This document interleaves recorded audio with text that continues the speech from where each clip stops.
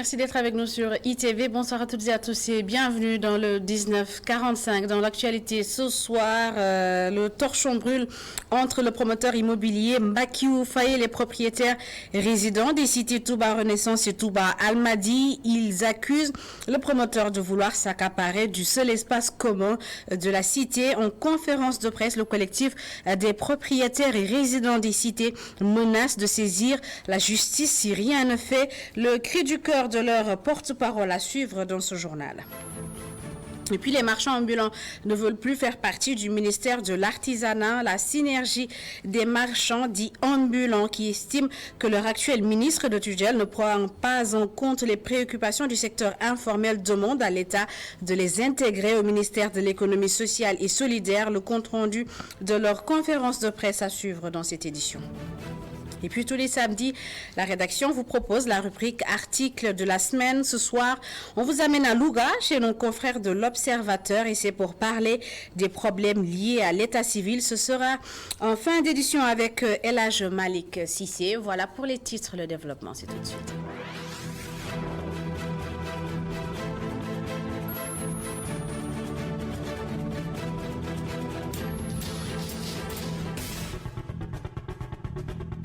Risque de débordement du fleuve Sénégal. Dans un communiqué, le ministère de l'eau et de l'assainissement craint le pire de 6,69 mètres. Le 24 août dernier, le niveau de l'eau du fleuve se rapproche de la cote d'alerte de 8 mètres. Les populations riveraines ont été mises en garde. Dans le même communiqué, le ministère a rassuré quant aux dispositions qui seront prises avant d'inviter tout un chacun à prendre les dispositions nécessaires pour se prémunir d'éventuels dégâts liés au débordement. Rien ne va entre le promoteur Mbakiou Faye et les propriétaires et résidents des cités Touba Renaissance et Touba Almadi. Le collectif des résidents de la cité accuse le promoteur de vouloir utiliser le seul espace commun de la cité pour y construire des immeubles, un acte qu'il qualifie d'illégal. Le collectif qui compte saisir la justice si rien n'est fait était en conférence de presse. Fatou Ndiaye porte leur parole au micro de Seydina Mbaye. Et maintenant, il n'y a que ce terrain-là qui nous reste. Et aujourd'hui, M. Mbakiou Faye veut y ériger des immeubles. D'après nos informations, 4 immeubles R+10. Ce qui ne serait pas acceptable. Nous avons introduit une prénotation depuis le mois de mai. Nous avons écrit au président de la République, nous avons écrit au médiateur de la République, nous avons écrit à toutes les autorités administratives, le cadastre, le ministre de l'urbanisme. Nous avons fait une bataille jusqu'à présent républicaine. Mais M. Mbakiou Faye passe outre. Nous voulons attirer l'attention des autorités. Si il y a un accord de la mairie ou du préfet, nous ne resterons pas bras ballants. Cette fois-ci, ça ne passera pas. Nous sommes décidés à aller jusqu'au bout. Par la voie judiciaire, par la voie administrative, mais si ces voies, par les voies aussi religieuses, parce qu'on va aller voir le calife, Serigne Mountakha, pour lui dire ce qu'il est en train de faire à Dakar. Les autorités ne peuvent pas se terrer devant un problème comme ça. Il faut qu'ils nous disent le droit. Demain que le préfet nous convoque, on a la superficie, ça est là. On a les 35% de surface, la voirie occupe tant. Maintenant, les espaces communs doivent occuper tant. Cela revient à M. Mbakiou Faye. Et puis c'est terminé. Nous ne demandons que l'application de la loi. La synergie des marchands ambulants pour le développement dénonce un manque de prise en charge des préoccupations du secteur informel par le ministère de l'Artisanat. En conférence de presse, les marchands ambulants demandent à l'État de les retirer de la tutelle du ministère de l'Artisanat. Ils souhaitent être intégrés dans celui de l'économie sociale et solidaire. Khadija Nadjouf et Seydina Mbaye étaient à la conférence de presse. La synergie des marchands pour le développement est très remontée contre l'autorité. Elle dénonce, selon ses membres, la non-prise en charge du secteur informel par la voix du président de la CIMAD. Boo xoolee secteur dimbali nañ secteur de l'artisanat dimbali nañ leen Le ministère est de tous les secteurs, à savoir le secteur de l'artisanat et même ceux qui sont dans d'autres secteurs économiques, mais pas nous. Oubliés, et pourtant, nous qui sommes dans le secteur informel jouons un rôle non négligeable dans l'économie de ce pays.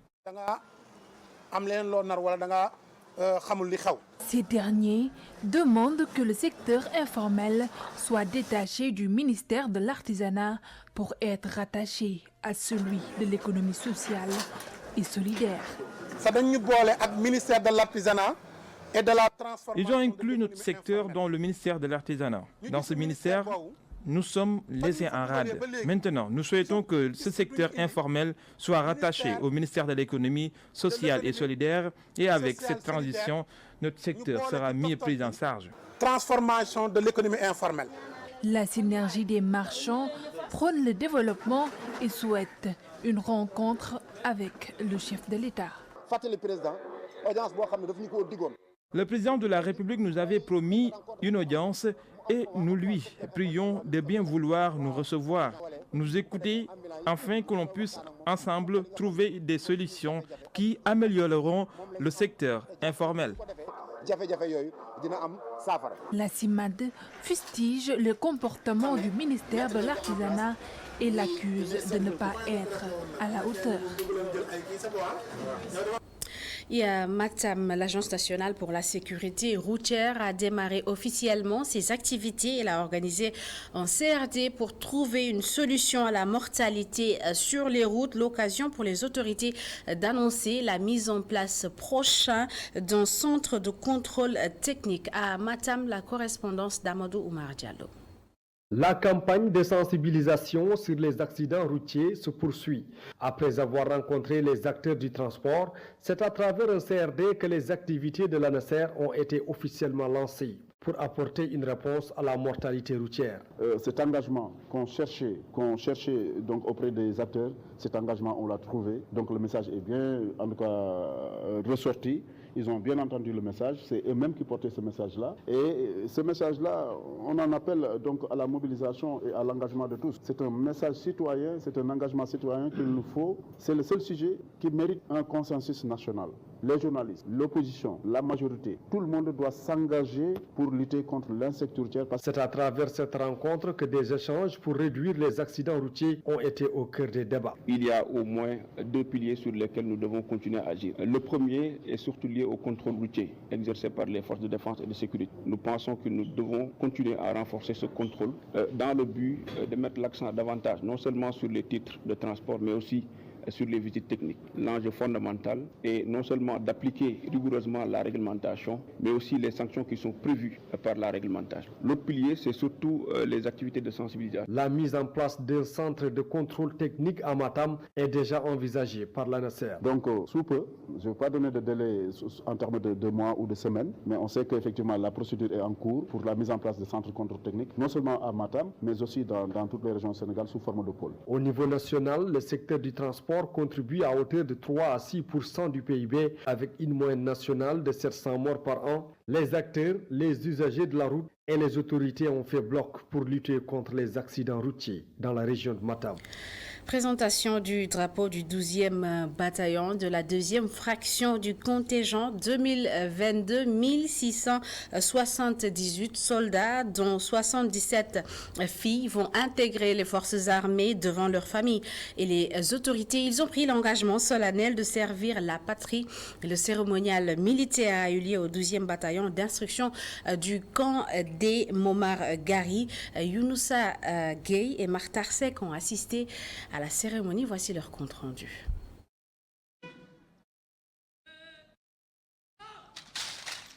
Discipline, rigueur, ces caractéristiques imprimées dans l'ADN de l'armée sénégalaise sont les premiers éléments qui attirent l'attention de ces nombreux visiteurs qui foulent pour la première fois le portail du camp des Momar Gari, pépinière par excellence des forces armées sénégalaises. Cette date marque la fin de 4 mois de formation intensive durant lesquels les djambars étaient initiés à la philosophie de la vie militaire et formés sur les techniques de combat. Cette cérémonie solennelle, tenue sous la présence d'autorités militaires, paramilitaires et coutumières, s'est ouverte par une revue des troupes du colonel David Diawara, commandant de la zone militaire numéro 2. Face au drapeau national, les 1678 combattants ont fait le serment de servir le Sénégal avec honneur, dignité et loyauté.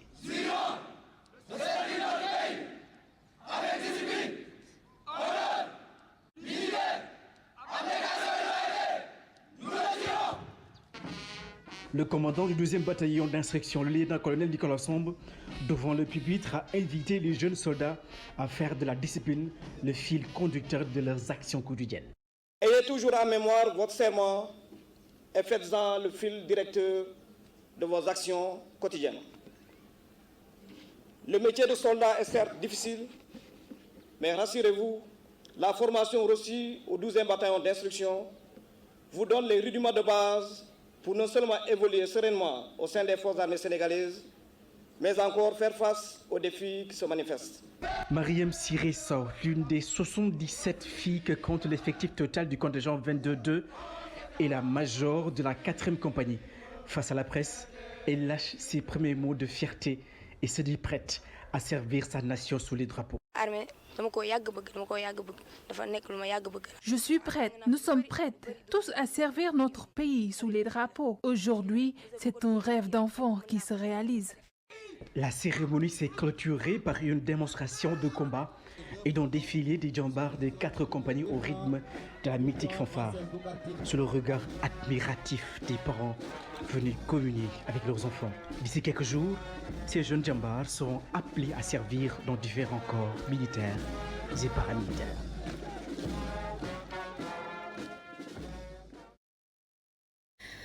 Et puis, préparation du Grand Magal de Touba, le ministre de l'Intérieur assure avoir pris toutes les dispositions nécessaires pour éviter les inondations dans la ville sainte. En réunion nationale au ministère de l'Intérieur, Antoine Félix Diome annonce que 80% des travaux liés au Grand Magal de Touba ont déjà été exécutés. Le ministre de l'Intérieur, Antoine Félix Diome, est au micro d'Aliou Sow et Seleman Diallo.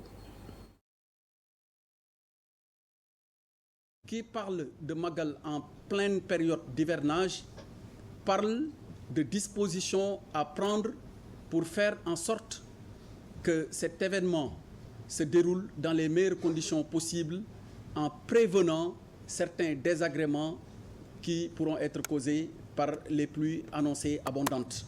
C'est dans ce cadre que l'État a fait d'importantes réalisations l'année dernière en augmentant la capacité de pompage du bassin de Kernyang d'un volume de plus de 2100 m3/h, avec l'adduction de 2 conduites d'eau qui ont permis de soulager les populations environnantes.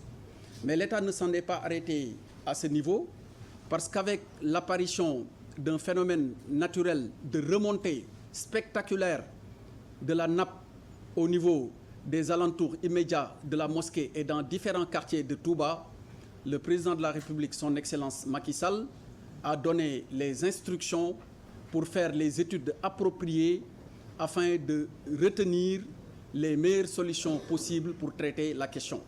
C'est ainsi que 19 forages ont déjà été installés à Touba, dont les 16 sont fonctionnels. Et l'objectif est de contenir la remontée de la nappe phréatique. Autrement, on ne pourrait même plus parler de pompage au niveau des différentes stations qui déversent sur le bassin de Kernyang, lequel à son tour refoule à 7 km 500 et à 9 km 500 sur respectivement les bassins de Darou Rahman et de Pofdi. Une autre solution à côté de celle-ci ont été trouvées.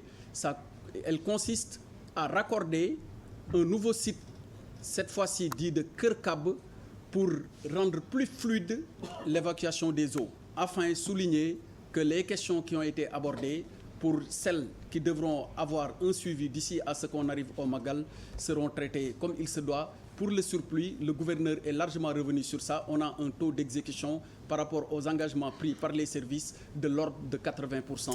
Et pour lutter contre les maladies en période d'hivernage, le service d'hygiène, le ministère de l'Intérieur et celui de la Santé organisent des journées de pompage, de désinfection et de désinsectisation dans des localités touchées par des inondations. Le lancement de la phase pilote a eu lieu à Boune, dans la commune de Kermassar Nord. Les explications de Maodo Malik Diop, chef du service national d'hygiène, au micro de Boudan Ndiaye.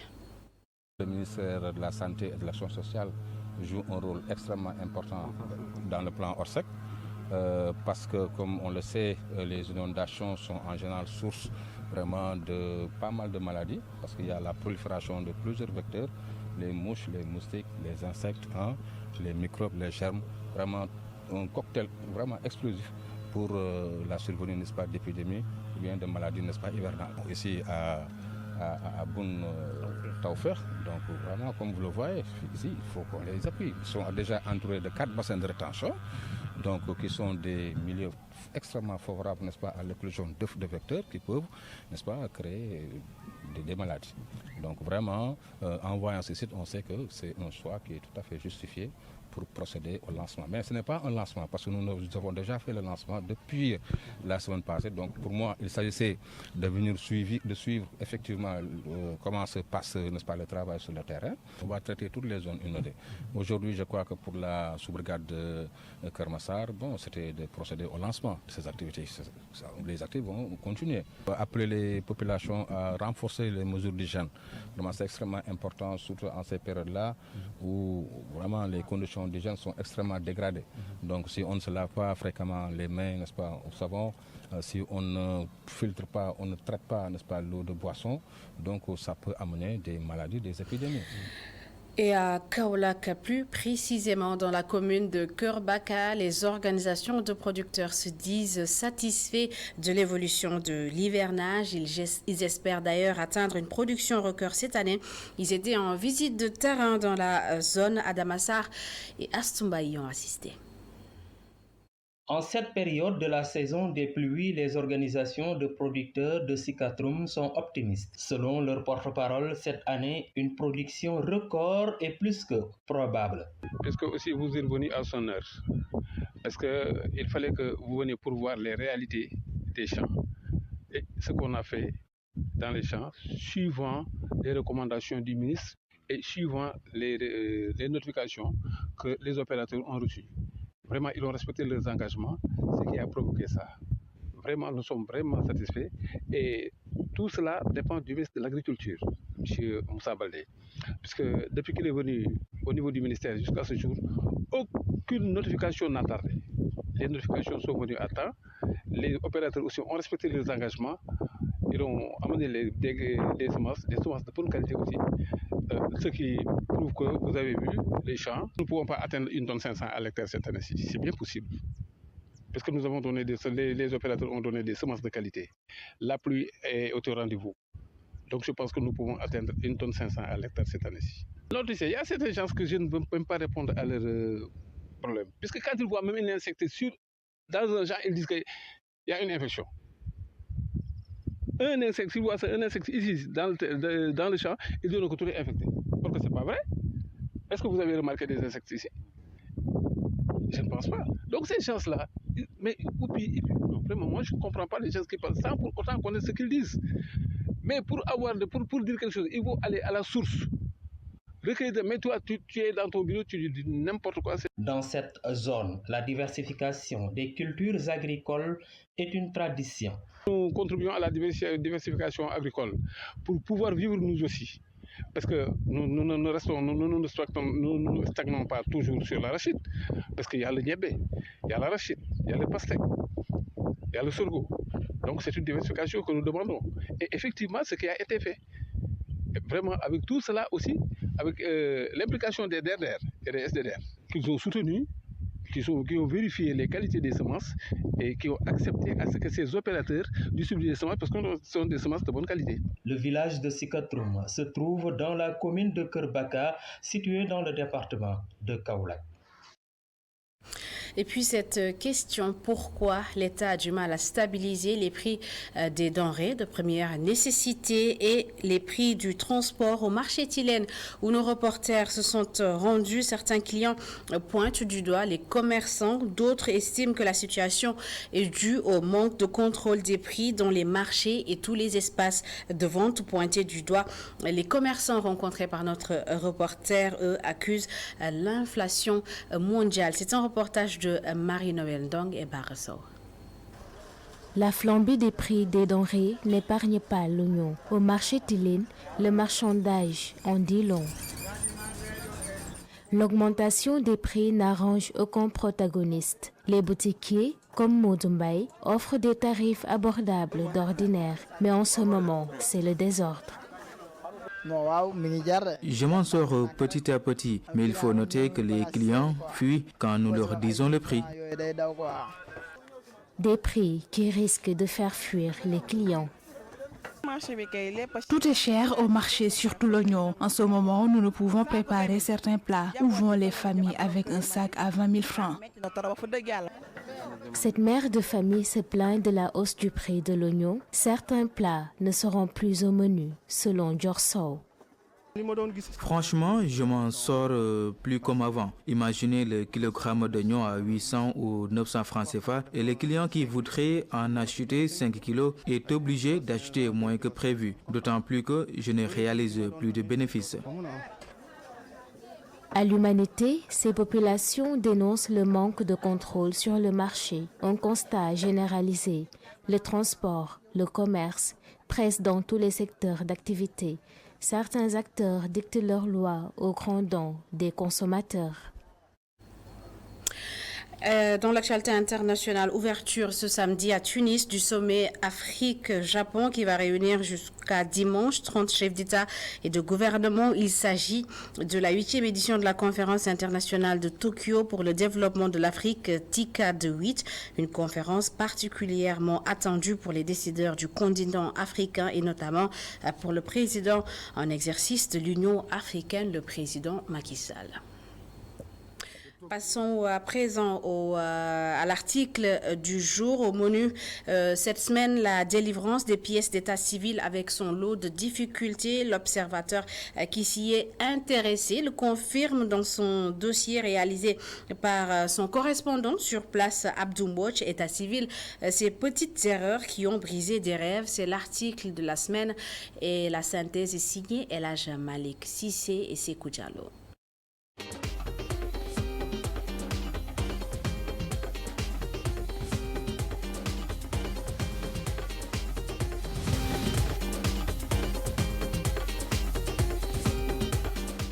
La délivrance des pièces d'état civil cause d'énormes difficultés aux citoyens, surtout les élèves et étudiants.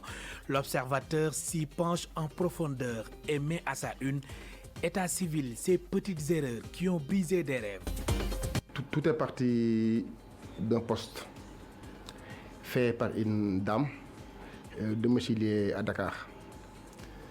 Celle-ci, qui avait certainement épuisé ses voies de recours, avait sollicité l'appui des bonnes volontés parce que sa fille qui venait de décrocher son bac ne pouvait pas entrer en possession de son extrait de son attestation de réussite pour la bonne et simple raison qu'elle ne disposait pas de carte nationale d'identité.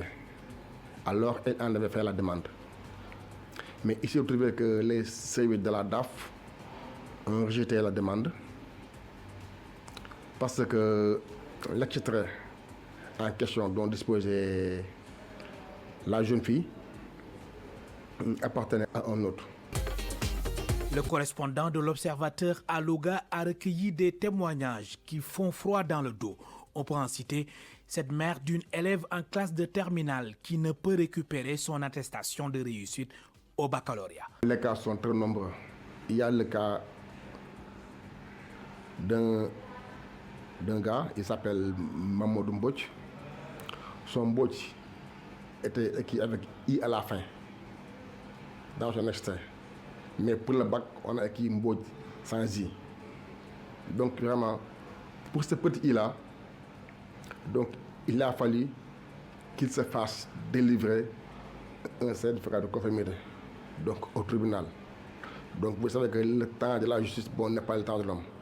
Donc il a fait beaucoup de démarches, vraiment pour que sa situation, bon, se régularise.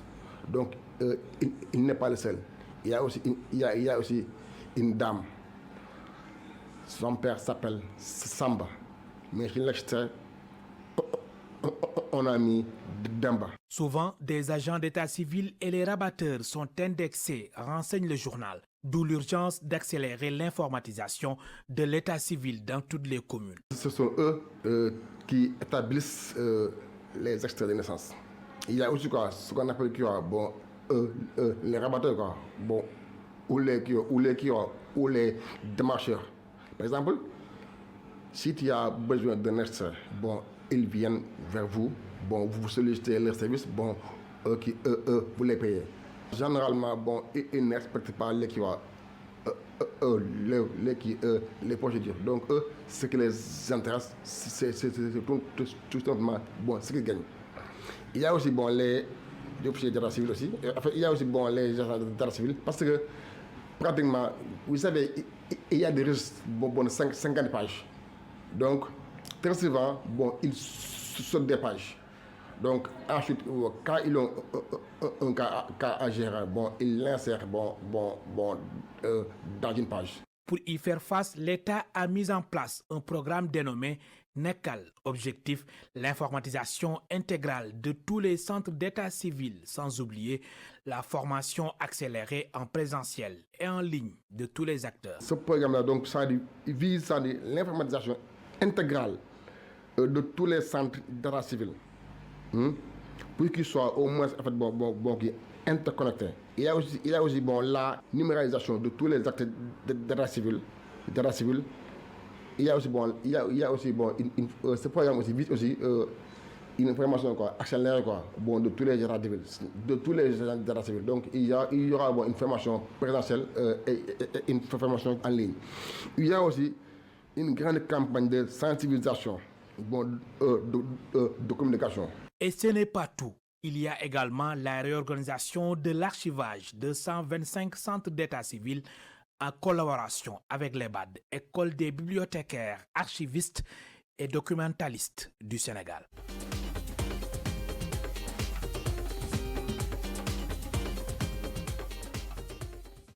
Elhadj Malick Cissé, merci. Notez que l'équipe nationale locale du Sénégal et l'équipe nationale locale de la Guinée s'affrontent actuellement même au stade Abdoulaye Wade de Diamniadio. Nous sommes à la deuxième mi-temps et le score reste nul et vierge. Le match est comptant pour les qualificatifs au prochain championnat d'Afrique des Nations. C'est la fin de cette édition. Merci à toutes et à tous de l'avoir suivi. Merci de votre fidélité. L'information continue sur iRadio, ITV et sur emedia.sn. La rédaction vous donne rendez-vous à 0h pour le bulletin d'information.